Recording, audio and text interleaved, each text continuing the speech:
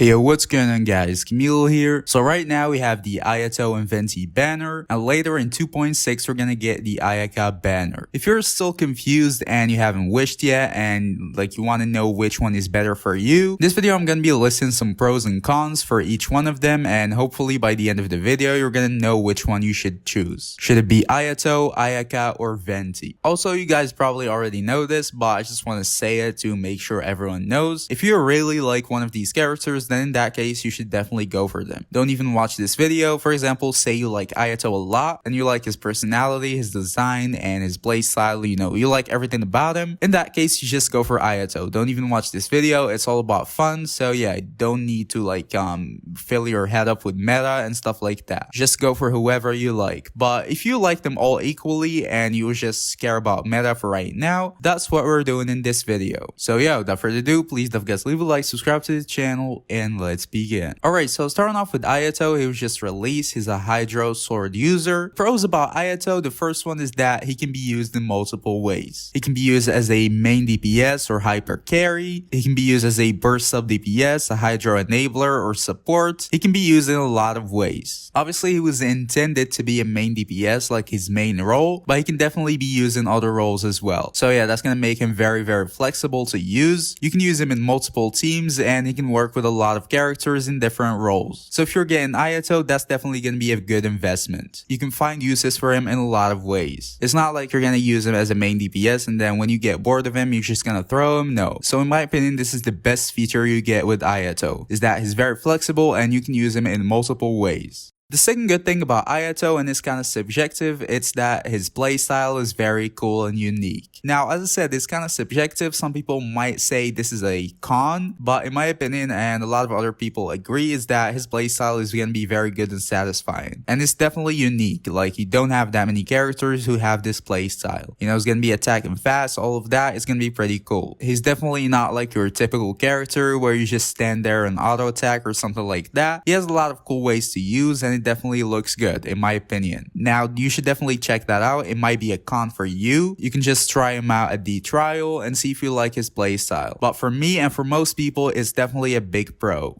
Alright, so now moving on to Ayato's cons. We're gonna list the bad things about Ayato. So the first thing is, if you want to use him only for damage, Ayaka is stronger. If you're struggling to choose between Ayato and Ayaka for a main DPS who does damage, in that case, Ayaka is no secret. She's gonna be stronger than Ayato. Now, she's gonna have less utility and flexibility, but she's definitely gonna be stronger in terms of damage than Ayato. So if you're looking for damage only, Ayato might not be the best choice. The second con about Ayato is that he's pretty replaceable if you already have some Hydros. That's in terms of utility in general. If you already have Hydros on your team, Ayato is definitely not going to be necessary. For example, if you have Shinsho, Kokomi, Child, or someone like that, they're definitely going to be able to fully cover Ayato's roles. So Ayato is going to be pretty replaceable. And if you already have some Hydros built, which I think you probably do, like Shinsho or someone like that, in that case Ayato loses a lot of value. So if you're free to play and you're trying to be strategic about the characters you get, in that case Ayato is probably not a very good option because you can replace him easily. So you don't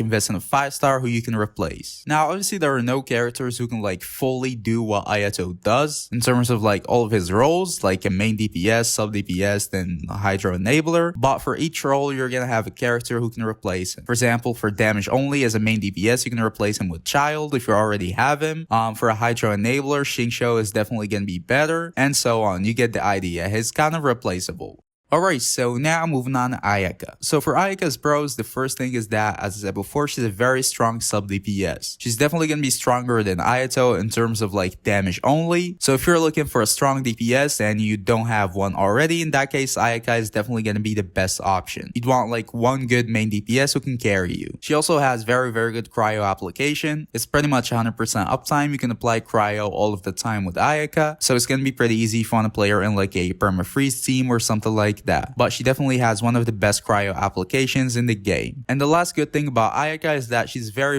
free-to-play friendly in terms of artifacts and weapons. So if you want to get some gear for Ayaka, you have a lot of free-to-play options. You have the Black Cliff and a lot of other 4-star options. And even like the 3-star weapons are going to be usable on Ayaka, like the Harbinger of Dawn or something like that. Obviously you're going to see difference between them and like the Mid-Splitter or something like that, but they're going to be usable. It's not like you're going to have to fully invest on Ayaka to get a good Ayaka. No, you can get a decent Ayaka even with like 4-star or 3-star weapons. Also with the artifacts, you can just slap in the 4-piece Blizzard. It's also going to give you free crit rate, which is going to make her build easier, so you're not going to need to farm crit rate on your artifacts. You can just focus on crit damage, and that's going to make her easier to build for free-to-play players. Also, the domain where you farm the 4-piece Blizzard is also going to have the 4-piece Heart of Depth, so if you're playing Ayaka in a perma freeze, this domain is going to be pretty good. You're going to be farming for your Ayaka and for the Hydro Enabler at the same time. It's not like one of these domains where you farm for only one set and the other set is just going to waste. No, this domain is very good for free-to-play players, and it's going to have a lot of value when you farm it. So yeah, bottom line is Ayaka is very free-to-play friendly.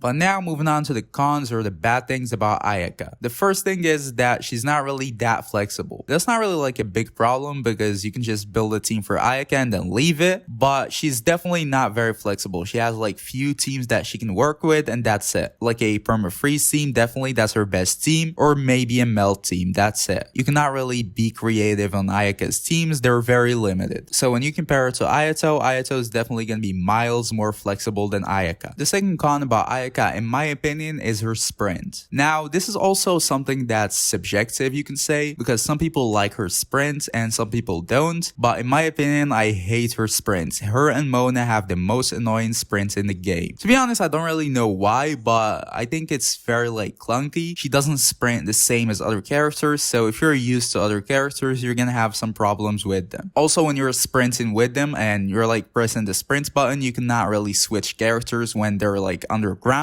So that might be one of the reasons why I hate her sprint. I mean, it's definitely something you get used to with time, so it's not like a huge deal or something like that. If you really like her, you can just play her and you're gonna get used to her sprint, but in my opinion, it's definitely a con for Ayaka.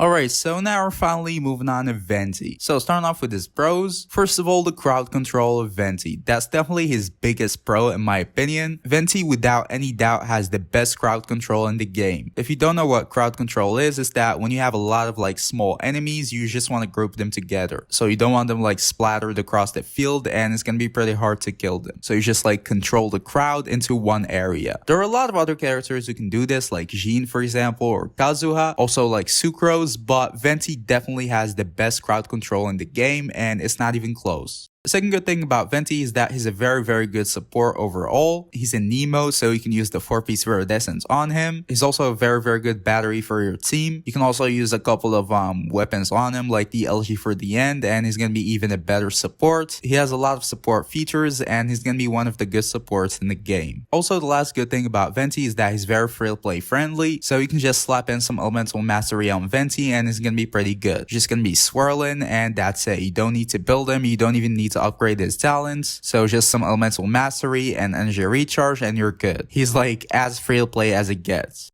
But now moving on to the cons about Venti. So the first con about Venti is that the crowd control became less valuable in the content right now.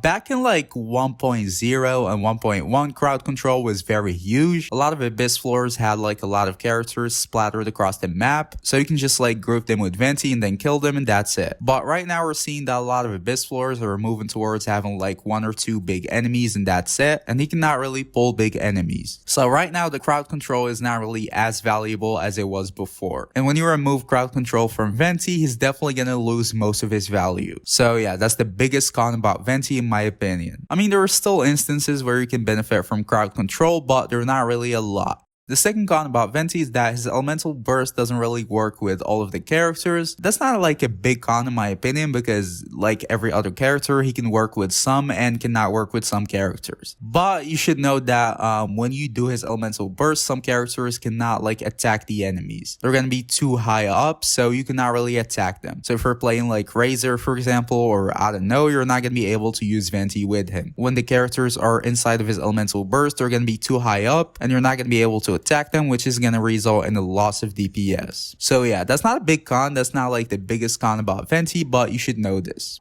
Alright, so now I listed the pros and cons. Now for the final conclusion. If you still cannot decide which one you should go for, I'm gonna tell you like the wishing map, you can say, and then you can choose which one you should go for. First of all, let's get Venti out of the way. If you need the support, you should go for Venti. If you don't need the support, then don't. If you already have a lot of supports, in that case, you should not go for Venti. Matter of fact, I would say probably don't go for Venti even if you need the support, because we're probably gonna have a Kazuha rerun soon. I'm not really sure how soon, it might be like a month and a half or 3 months, but we're definitely gonna have a Kazuha rerun. And in my opinion, I would say Kazuha is definitely a better support than Venti overall. So if you need an Anemo support, I would say probably just wait for Kazuha. In the meantime, you can use Sucrose or someone like that. So yeah, for Venti, I would say just wait for Kazuha if you need a support. And if you don't need a support, then obviously you're not gonna wish for Venti. Now, if you need a strong main DPS, like you're new to the game or you don't have that many strong characters who can like carry you, in that case, Ayaka is definitely the one to go for. You know, everyone probably needs like a strong main DPS who can like carry you in hard content and stuff like that. And Ayaka is definitely one of the strongest main DPSs in the game. So if you need a strong main DPS and you don't have that many already, in that case, Ayaka is definitely the choice to go for. And finally, you should wish for Ayato if you need a Hydro character. If you don't already have a lot of Hydros, like you don't have Shingsho or you only have Shingsho for example, and you need more Hydros, in that case, you can go for Ayato. He's also going to be a decent main DPS, not as good as Ayaka obviously, but he's going to be pretty decent. Also great support and a good Hydro enabler. So if you don't already have that many Hydros, you can go for Ayato. So yeah, that's it. I wish I helped you guys choose. Tell me your opinions in the comments, which ones you're going for or you already went for. Don't forget to leave a like, subscribe to the channel, and see y'all in the next video. Peace.